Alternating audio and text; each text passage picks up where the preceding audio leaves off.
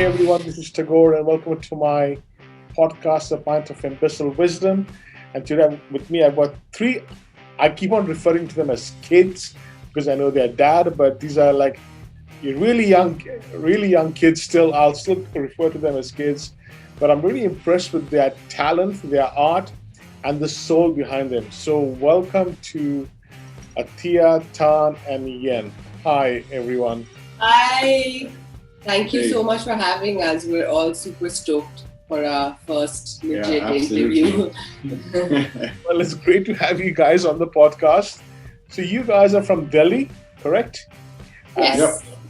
Yes, New Delhi. We're based here. Sorry? We're based here, but we. But I work. I don't think we'd like to be identified from one particular place. Yes. Okay, fair enough. We're Delhi-based kids. But, I had the absolute pleasure to be exposed to some of the work that you guys have done. Thanks mainly to your father because, as you know, I've been talking to him quite often. And I was blown away with the intensity of the art. But more than that, when I got to know a bit more about you guys and, the things that you guys are involved with, I really had to talk to you. So let's start by just maybe telling our audience a little bit about yourselves. We can go left to right or ladies first or the guys first, whatever you guys want to. So a little bit about yourselves, who you are. Yeah. Ladies first. So hi guys, I'm Atia Sen. I'm a Delhi-based artist for now, currently. I did my undergraduate from Shrishti School of Art, Design and Technology, that's in Bangalore. And now I'm an independent artist and an artist that works with these two. Okay. I'm Tan and I'm an artist. I've been practicing my art since 2015 and enjoying life at the same time. I'm Yen and I'm an artist and I'm from Delhi, but I think I did my schooling from Himachal, so I spent a lot of time there, and I think I've gotten into art later, like in high school, and that's about it. Great. So let me ask all of you, and you can take turns on who wants to answer first. So what triggered the medium of art and painting? So what was the trigger? How did it happen? And it's interesting that Atia and Tani, you guys are brothers and sisters, both have an interest in the same medium. So how did it happen for you guys? What was the trigger? We're actually twins. So we don't even, almost like we didn't have an option but to kind of like stay together. That's what we believe. Yeah. Okay. But yeah, I think for I think it's quite different for each one of us. And would you like to go first? Since we're going like left, right? No, since we're doing ladies first. Yeah. I think for me, it's the like how you mentioned. My dad is a musician, and he his life had a lot of.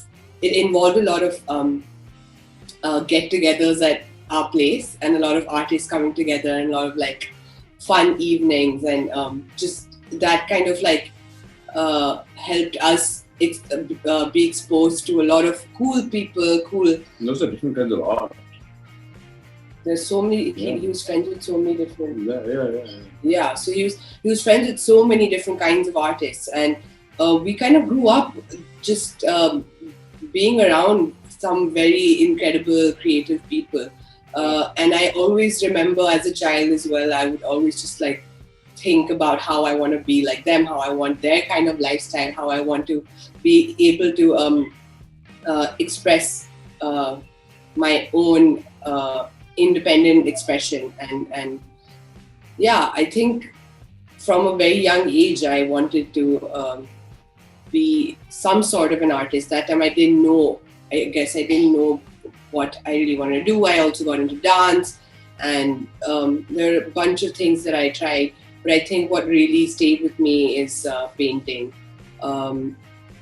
Yeah, I think music was out of the scene because I think I was just so intimidated by such incredible musicians around me. I didn't even give it a shot. But yeah. So for me, it was more about when there was this point where I knew I wanted to get into something creative. And so I joined a design school. When I got into design school, I realized that design wasn't really suiting what I really wanted to do. I wanted to express myself more than deal with what users want out of it. So at that point, I realized that fine arts is the way I want to go. And I got out to explore it. And since then, I realized that the joy of creation, just being able to create different forms and spaces and of my own, that I think the joy is the trigger for me. Where so I think I was in high school, 11th grade, and I was never into, like, I never had art as a subject, but this time I had art, and I was studying in an IB curriculum, so which had like sort of an extensive, like a lot of freedom. And I just like painted my first nude figure. It was oil painting, and I also did a self-portrait.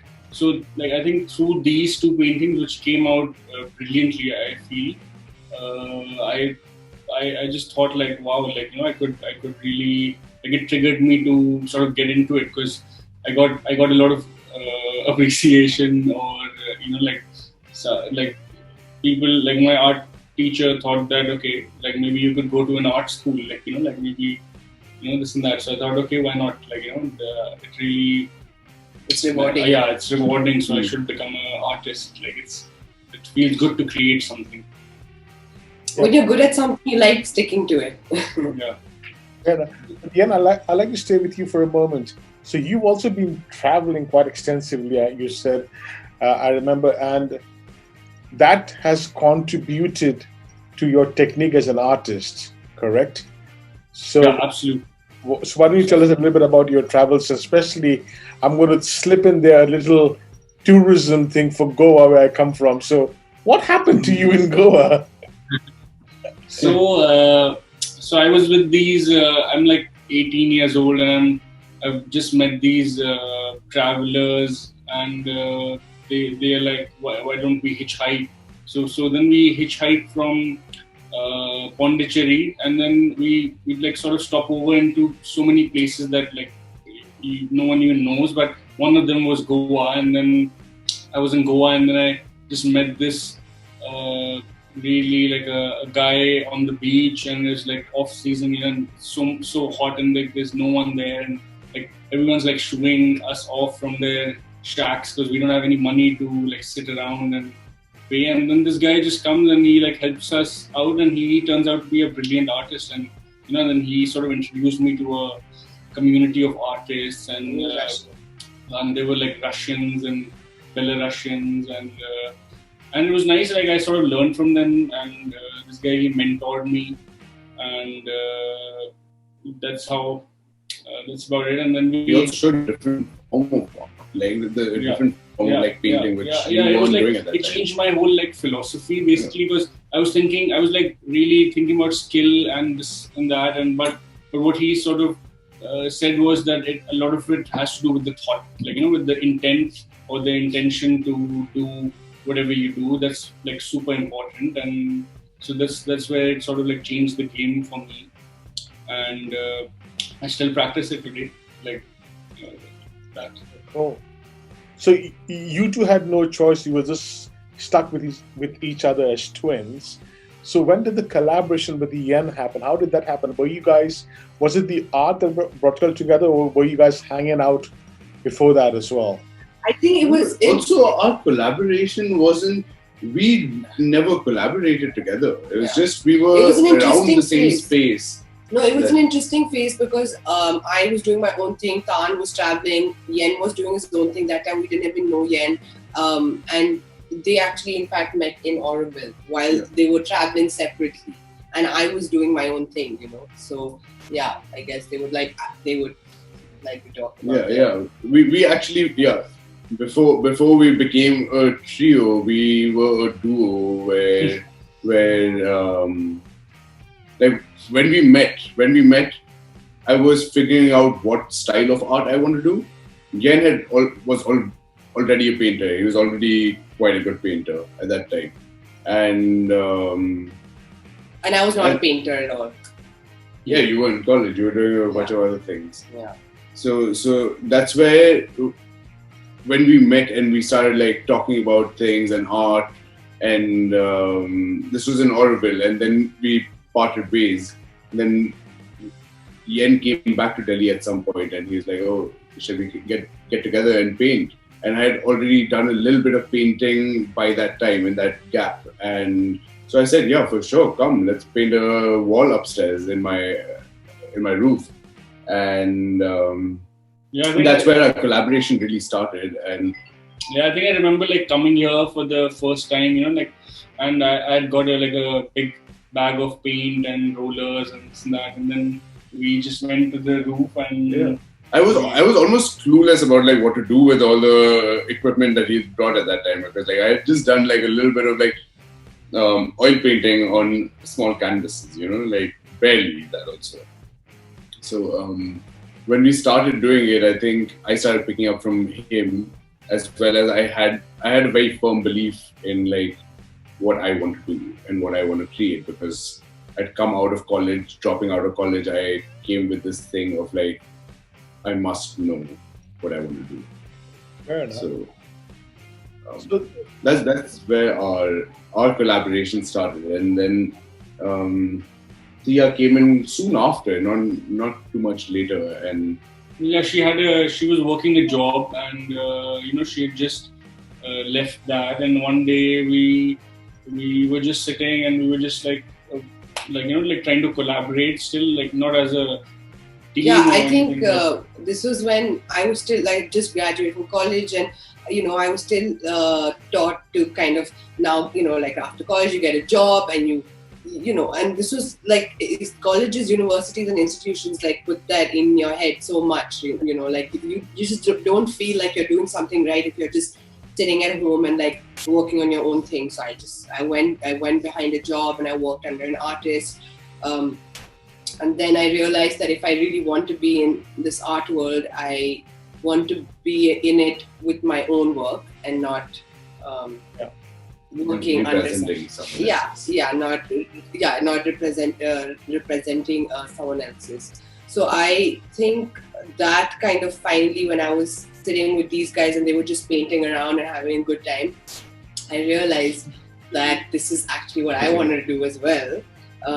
And I kind of just I was like, let's just go to the terrace, guys, let's like collaborate on something and see where this goes, Yeah, our terrace is quite a hot spot for our collaborations. It's like, a place to experiment. That's what we do there. Nice. Yeah. So the thing is that, I mean, I don't know how to really appreciate artists. I think I've said it to you a million times, but I've been looking at the work that you guys have been doing, and I'm going to come to the first piece of art that I want to talk about is the art that you guys were commissioned for as a team to do for the Black Lives Matter, yeah. And I'll put up the picture up in a minute, but talk me through what this whole image was about. How did it happen? What was going through you guys? Was there a sense of hurt or anger? I mean, what was going through you guys? And talk to me about the painting a bit more.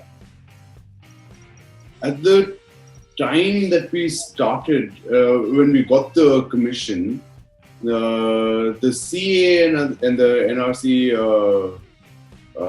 protests were happening in Delhi, and in India, in all over India. But we were in Delhi, and at that time, there was anger. There was a lot of pain, but at the same time, there was anger.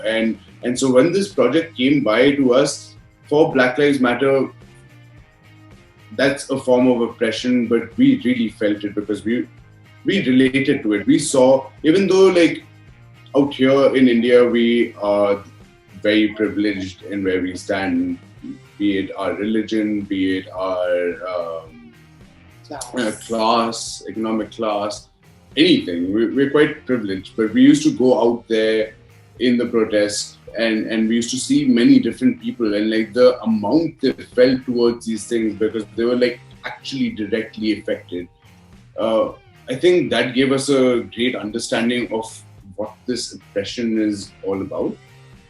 And when we were creating that, it also, we had this thing of that we had hope, which kind of shows in the painting. Yeah, which in the painting, yeah, definitely. Because like, it's a mix of like a man who's, you know, his head is down and he's in so much sadness and like, you know, just almost like, so much grief and like giving up almost. But then there's just like this very vibrant, so many colors. It's just showing the hope of like there's something beyond this, you know, like it doesn't end here for us or for anyone. Like the fight needs to happen, and sure that brings in a lot of like sadness and anger, but there's so much to this world that is so beautiful, and the world is there for each one of us to experience it equally. So with that hope, and also a hope in like humans, like, you know, like believing in humans at a certain level where like that we'll all overcome this together. You know? No one's alone in the fight. And that's what kind of blew me up about you guys, was that there was so much of hope in that image that you guys had put out, that it kind of, I think, takes away that whole, you know, because it represents something really dark and really unfortunate about humanity. But when you see the image and all the brightness and the light around this individual, it said a lot about you guys individually. You know, that, I mean, again, I'm going to call you kids, but for kids of your age to project hope in the world in the midst of darkness, I think that's amazing, and thank you for doing that. So who came up with the idea for it? So whose idea was it to put the man in the middle and then, you know, to have him in a dark, sort of bowed down, and then all the...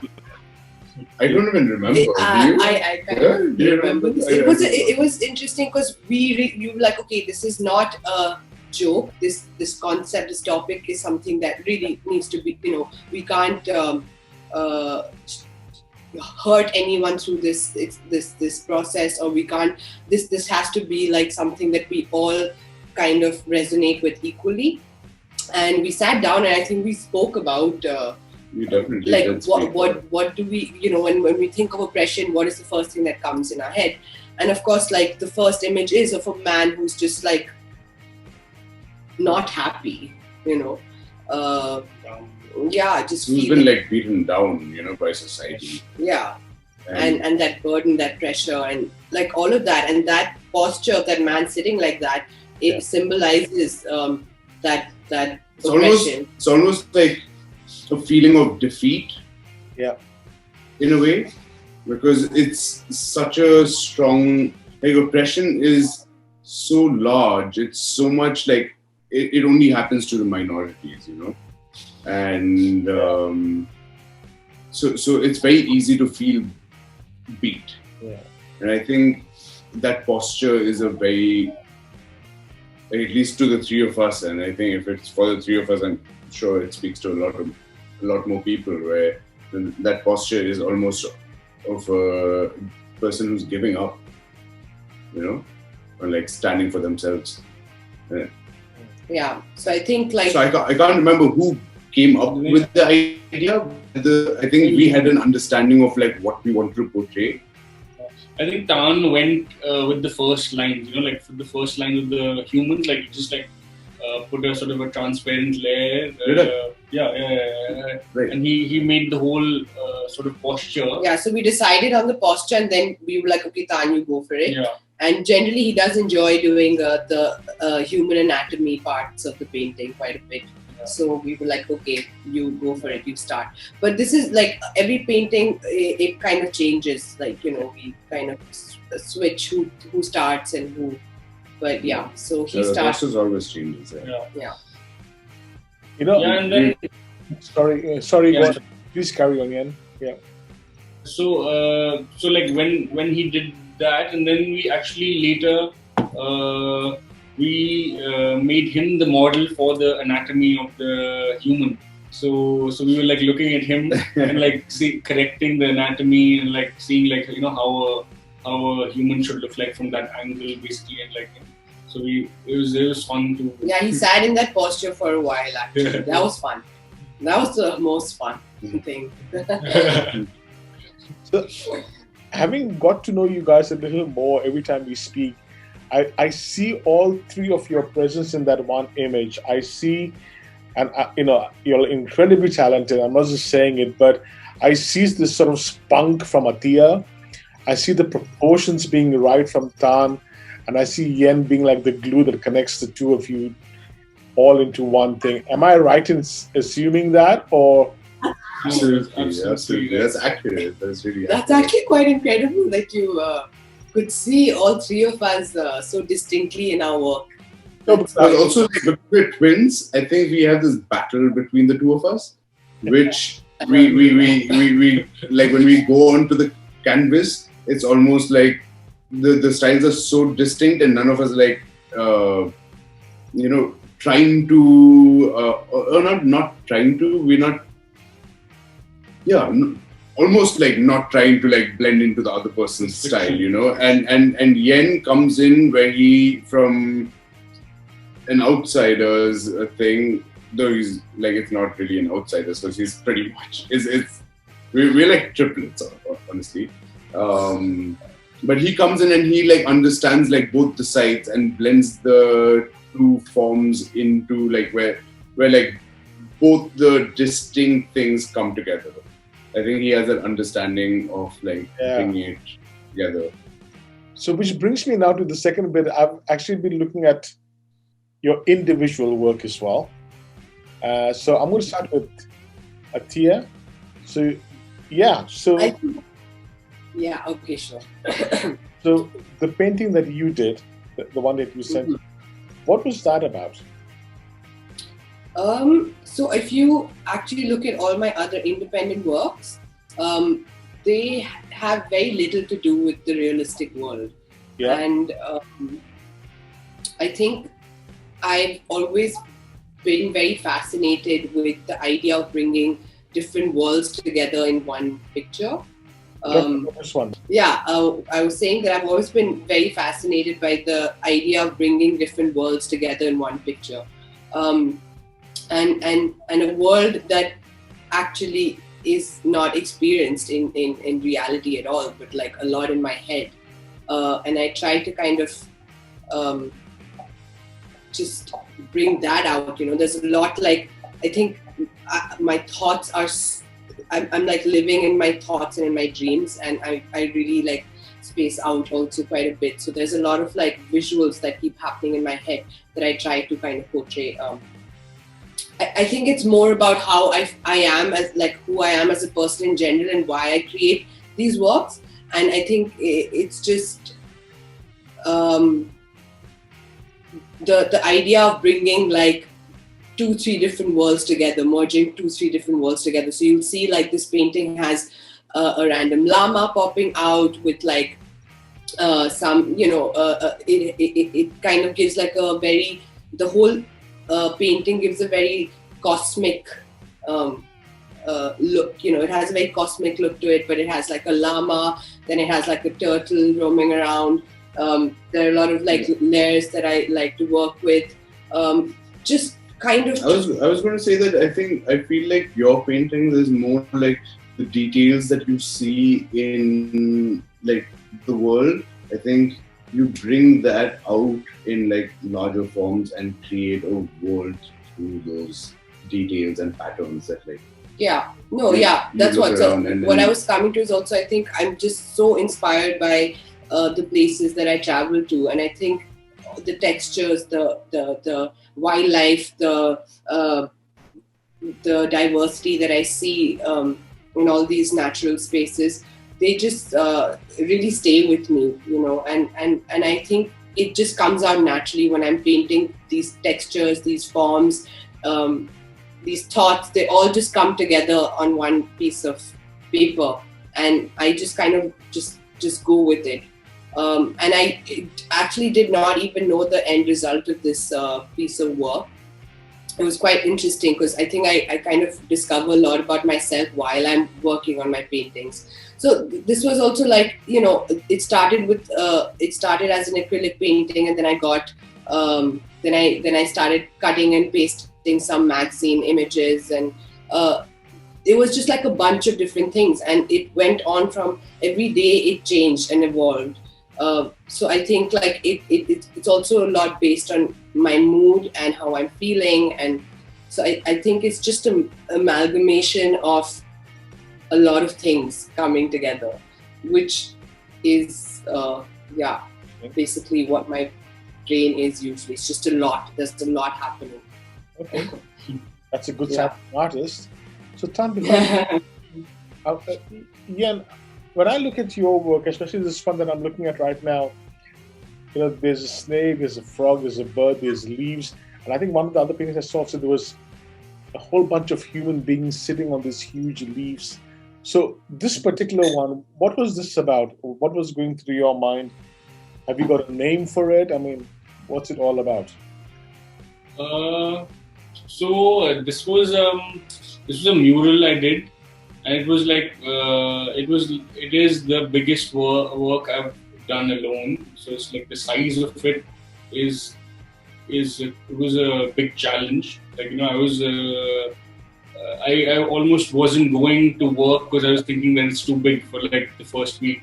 So, but I overcame that, and that's what I think is what I feel towards it, is that it was a big challenge that I overcame, and with the animals inside. So this is a factory, and it's a beautiful factory, and it has a sort of a canal inside, and there's turtles, and there's also all the things that you see on the wall is that I actually like saw there. So all of these things was just like a representational mural, and for the space around. Yeah, for the space around, and basically, Yeah, I've seen that in your, like, how you deal with things otherwise, where I feel like you have this thing of like wanting to, like, it's a lot about the challenge that like the job that what the job gets, right? Yeah. And to overcome that, it's quite a thing for you. Yeah, right? yeah, yeah. I mean, it is. You it like is- the challenge. Yeah, absolutely. It is very It's satisfying when you overcome something that you thought was too difficult to do, or something like that. So also, like, I used various techniques because the client had I had like spray cans, and I had like really nice markers, and I had all the paints I could have got, and I sort of like mixed them up together and created this landscape sort of Wow, piece. very nice. And last but not least, Tan, yours is, I don't know what to say of it. I know it's got a window, it's got this huge glowing ball, and it's got something really freakingly abstract. So, what was this about? I would actually call it surrealism. Yeah. I would like to believe it's surreal in a way that, like, I like playing with light and shadows and creating my own space, like I said before. And in this one, it's about like unlike Tia, I think like she's more about the details. At first, I am more about entire composition. So and when I play with a certain kind of object within a space that I create, I'm trying. I have an understanding of what I'm creating, but not fully. Like I created. I don't know. It's a form of aesthetic that I have got from somewhere that I don't realize, like where I've got it from. And so when I created the form, it's more about how the light falls on it and how I can actually make it so subjective, because it's surreal. You know, there's some little bit of realism to it that can make someone feel like it could be there, you know, when it's not a real thing. And so the mood of it is, I like to leave it completely on the viewer, and I don't like defining what I'm trying to portray. Yeah. But that's why the abstraction of the form, you know, because there is this human-like likeness to it. There are the limbs to it are human-like or like mammal-like, and so it does guide the viewer to a certain direction. But beyond that, it is completely on the viewer, and that's how I like leaving it at. So that's interesting. Well, Tia, but there's another side to you as well, by the way, besides all this things that are going on in your mind. You performed at the opening of the Commonwealth Games in India a few years ago, a while ago. That's right. So that's my proudest moment. Although I'm a painter now, I think my biggest achievement is probably that. I think it was just a surreal experience. Yeah. Yeah. So I mean, you are having performed at the opening ceremony of the Commonwealth Games. That's big. So wasn't there sort of a pull more towards the art of dancing than actual painting? I think it was a mix of a few things. I had to decide if I wanted to. I don't think I knew that like dancing could have such a big scope. Although it's not like art does, but I don't know. Like design just felt like a safer thing to fall back on out of the two. And at some point, I realized that what painting does to me, or how I feel while I paint, is nothing can get close to that. I think it just like. I was just going to say, I feel like your painting is quite a dance in itself, isn't it? Right. Yeah, the flow I guess it's a lot. Is... my paintings are generally just like it's just a lot, and I guess there is a. No, just the flow of it. It has this like danciness. Because I know your process. Yeah. Her process, I think, is very dancey in its way. Like it's just like in the moment. Again, how she said how she's feeling, she just like puts it out there, and then you know. Yeah. I think that's just very impulsive, I guess. And I would have loved to stick to dance, but I think I enjoyed dancing much more when I was on my own, and I had the freedom to like do whatever I wanted to, move however I wanted to, just the way I now do with my paintings. And that freedom I really enjoy. I think that freedom is something that I really live for. So I think that's something that I probably wasn't completely getting in when I was learning Kuchipudi, but probably that as well. I think that was a reason as well. And getting into a good college was just like a good thing for all of us at home, like a relief, a sense of relief. So I just went for it. That time I don't think I even realized how much I regret the decision of leaving dance. That realization came much later, when I look back and I'm like, wow, like I really could have just stayed with this. But yeah. Do you two guys, Tan and Yen, do you guys have another channel as an escapism from venting out another creative sort of energies, or is it just painting at the moment? No, absolutely. I think, you want to go first? Go for it. Okay. I'm a very social being. So a lot of my time goes in actually being social and interacting with people. I think that's quite an escape for me. And also, almost once in like 2 months, I just get out of the city, go into the woods, or like nature. Nature does it for me. That's my escape. Okay. These are my two escapes. And football. Football, yeah. He's obsessed with football. Playing it, yeah. Yeah. Okay. Yeah. And I was going to say, like, I like to collect all these escapes, like I like to do, like, I would love to, like, start a new sport, or, I mean, sure, like, whatever, football, table tennis, I mean, anything is a sort of a release, or any sort of a competition. I skateboard. I just recently started juggling, and I don't know, I like to like. Yeah, you find new escapes quite often. I love to do that, basically. To find newer things and get bored with them, and then find new and then come back. Yeah, other than painting, I think you always get bored with everything else, and then you come back to it. We're all escapists. Yeah. We always, in a way. We always find reasons to kind of leave our work for a bit and get inspired and come back. I think that's the best way to go about it. Otherwise, like, we've tried like sticking to it and like being more serious about it, and that's never worked, because the second you're there to create a painting, it's really how you're feeling in the moment. If you're not feeling it, you're almost always going to come out with something that you're not going to like it yourself. Yeah. I think that happens with each one of us. Another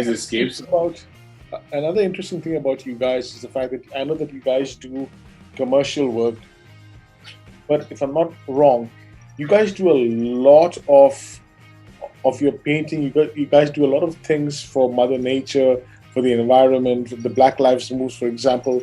So why is it important for you guys to contribute so much back to society and to the planet? Because if I'm not mistaken, you guys are heading off somewhere painting trees or something for another NGO, if I'm not mistaken. So tell us a bit about the need to give back so much to society. What's that about? I mean, one, understanding of privilege is where we come from, where we feel like we need to give back a little bit, because we've got this privilege out of a lot of like doing nothing, like, why do we even have this? So I think that's a feeling that all three of us, right? Like, we all feel it. But otherwise, money is like, I don't think we are that privileged also. Like, money is a big driving factor for a lot of things that we do. And working for NGOs once in a while, I think it makes us feel good about like what we are doing, and that we can actually do something for sections of the society. We do it because someone believes that our art can do something for the people. Yeah. But yeah, I think money is a big driving factor to a lot of our works. Like. I mean, also, like, now that we are, like, we're like growing older, 25 and 26, and like going, and I guess like every year you just keep realizing these things that you have to live with, and you keep seeing them, and you like grow a conscience, I guess, like, and you just can't, and you can't run away from it. Like, it's there with you always. So we don't actually feel like we do a lot for the society, to be honest. Like, we do the bare minimum, really. I think you do a lot more than a lot of other artists too, by the way. That's just my opinion. But from having what I've had the pleasure to be exposed to what you guys do, I mean, I think that you guys do a lot more than a lot of other artists, whether they're painters or anything else, you know. So Yeah, well, we don't want to stop here. So there's always this thing of achieving like better for like. We always want to do something more for people if we could. but you know, I think typical of your generation, you guys use Instagram as your show reel, if I can say that. So you're on Instagram, all of your work is on Instagram. If people want to find you on Instagram, they can look you up, if I'm not mistaken. What's your handle on Instagram? It's senyansen.collective. I think it's just Senyansen Collective. Okay. Not to worry. Can I just? You know, I'll do the hard work. I'll find it out and I'll put it into the link on the. Okay. So you know what? It's really inspiring about It's the just fact. Senyansen Collective. Sorry. It's just Senyansen Collective. Okay. So what's next for you guys? I mean, as a trio, what's on the horizon for you? I think we are still very new as a collective. We have a lot more to experience and work on different projects and do other things. But what I think what's next for us is we, as a trio, we are looking to explore a lot of more mediums. We don't want to be stuck with one form of art. We want to really go into every form of it. I think that's what like what's installations, next. sculptures, like different, not just acrylic and oil paints, but like other mediums to create with. Of course, that. But I think if you ask us about like our later, like something that we really like dream of is to, I guess, create like a space or an art community where we can involve other artists and other people who are just interested in creating and being together, and just like how he said, just the joy of creating. I think it's just so special when people come together and do it. Yeah, more thing. minds to it, the better it is. You in isolation can come up with something, but without other people around, I don't believe that you can actually come up with something that also just teaches you so much more. Right. It's right. Firstly, it's like just way more fun to be around more people, I guess. Also, it just teaches you things like tolerance and diversity and different perspectives, which really is something you can use in your life otherwise as well. And it helps you not to stagnate as an artist. I think. And it keeps you grounded. Also, in this country, I think a lot of the thing is because we are struggling as artists, and just if there is a day that we can help more artists come together and create a space where I think this country just lacks it, like this country just doesn't have those things for artists. There's just not enough support.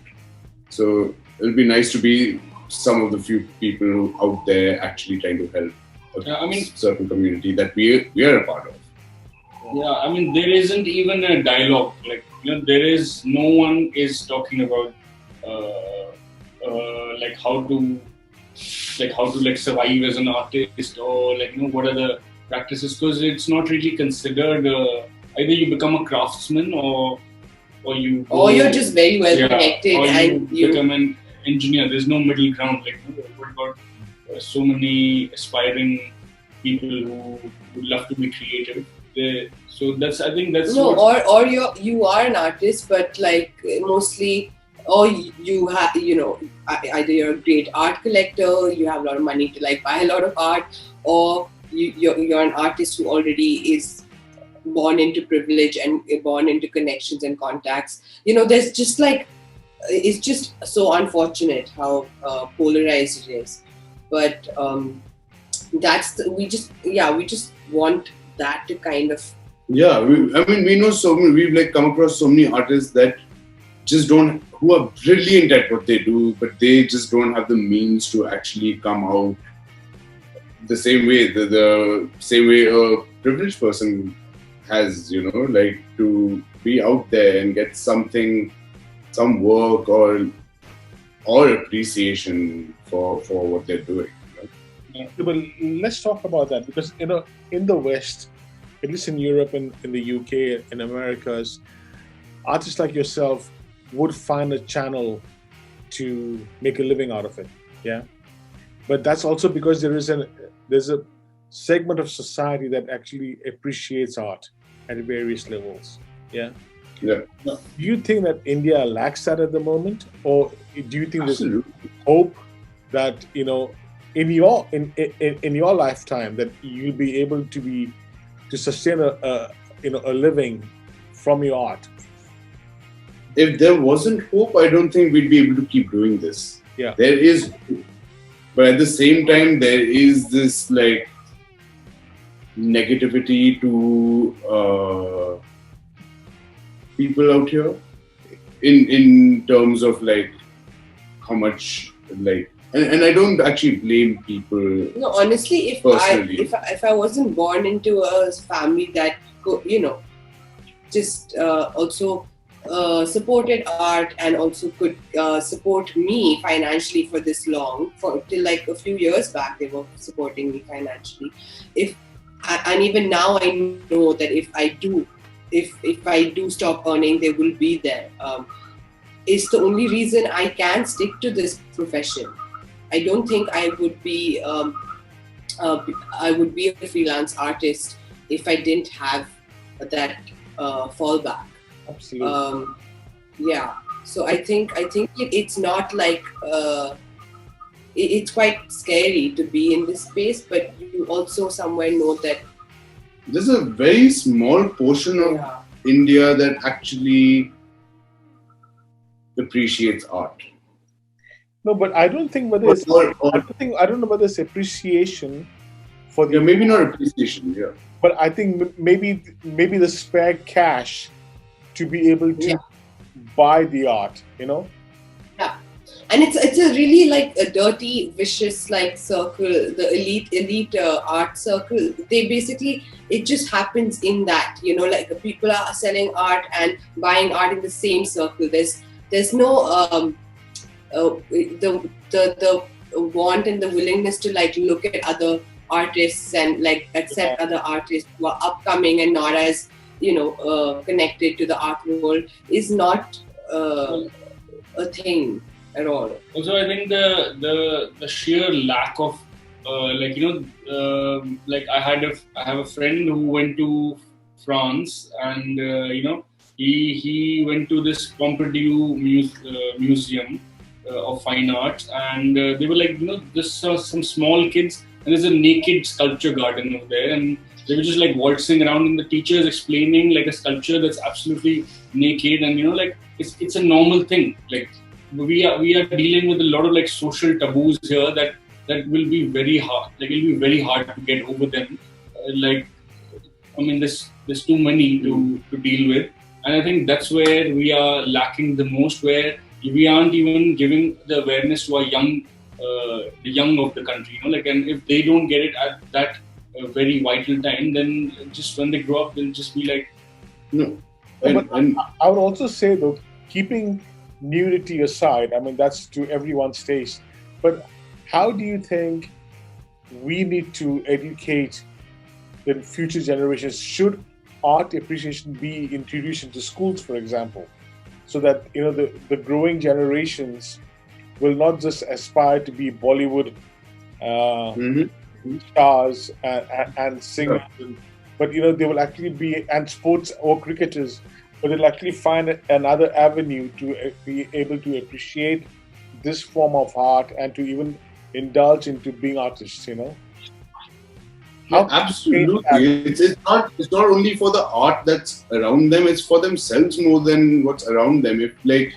If you've been given the freedom to express yourself in any which way, I think you'd have the appreciation for art, because you do understand that it's someone's expression. So in that way, 100%, like it should be a much larger thing in Indian schools than what it is. It's actually almost in all schools out here. There's literally no art appreciation or even art classes, nothing. Like, it's like the focus in this country is more in the academics bit. I mean, even in our school, like art period was the time to go play basketball or like, do something else, like bunk art and do something else.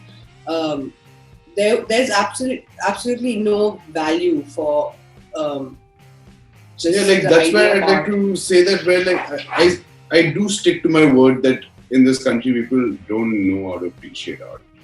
Like, they're almost clueless, and I don't blame anyone to be clueless about like how to appreciate art. I think it's more about the value of art more than I think people might. I mean, aesthetically, it might be pleasing to them. But no, but I don't think they actually catch on to the fact that this is something that is like dictating my mood of like, a certain piece being around them. I don't think there's that understanding. I think that comes from the education bit. Like, if they were younger and if they were ever sort of like, they would even be better human beings. I think, like, if they know how to critique something in a very, like, if you just know how to talk and how to not be like, how to not be mean to someone. Like, it's almost like that all that thing comes from art. Like, if you know which artist do you love and what do you love about it. And art can also go a very different way. I don't really agree with that, but yeah, I mean, sure, but again, it's just a kid would always take it in good spirit, like, because we are already too old to change our minds. Like, you already have habits, we already have so much social constructs, but a kid is like malleable. You have to give the kid good values, and the rest is up to them, really. It's been incredible talking to you guys. I feel very privileged to be able to talk to you guys, and I just know that over the next years and the decades, I'm going to be able to sit back and say, oh yeah, you know what, I spoke to them once on a podcast. So I just wish you guys the very best individually, and especially as a trio. I think you guys have a lot to contribute towards mankind and to society, and especially to India through your art and through your thoughts. And I really hope that you guys will get the opportunity to have your own studio one day, where, I'm definitely sure that I'm going to have to bribe your father so I can only afford one of your pieces of work. Yeah. So best of luck with that. Best of luck with your travels. Thank you so much. Those are really kind words. Yeah, and it's really nice to hear people so hopeful about what we do and believe in what we do. So thank you, and thank you for this lovely conversation. I think it's been lovely talking I think one thing that I must add is that I think we all resonate. No, like agree to what I'm going to say is that we all are terrible at actually speaking our minds and that's why I think we're also partly artists, because we just that's the form of expression that we've chosen. That's the form of expression we've chosen, just because we're terrible at explaining ourselves otherwise. No, I think you guys did a pretty good job, and if at all, I think you guys are an inspiration for kids of your age and also younger than you. The fact that you guys have believed in what you guys want to do. Okay, I mean, I know, Tan, you talked about the privilege, but keeping that aside, I know a lot of kids who have a lot more privilege and who are not doing much in their lives. They've just gone accustomed to a habit where it's just been given to them, But here you guys are trying to make something out of it. At least the two of you could have gone into music quite easily and have had possibly one of the best music teachers, living under the same roof. But you guys have gone out and ventured out to find your own thing. Ian, I mean, to me, you'll always have a special spot in this story because you went to Goa and you've discovered Goa. So I think you should become the poster boy for Goa tourism. Come and find with some strange Russian people. But there you go. But Yeah, but so best of luck. I can't wait for you guys to come back from your trips and hear what you guys have done and see some of the work that you guys have, will create. And going forward, really, I'm very intrigued and privileged to be able to be in this position where I can get to see your work, either through you all directly or through a certain guitarist in Delhi. But there we go. No, thank you so much. Yeah, This is really special for Thank you us so because much. this is our first Sen and Sen interview, and that's a really big Hey, there we go.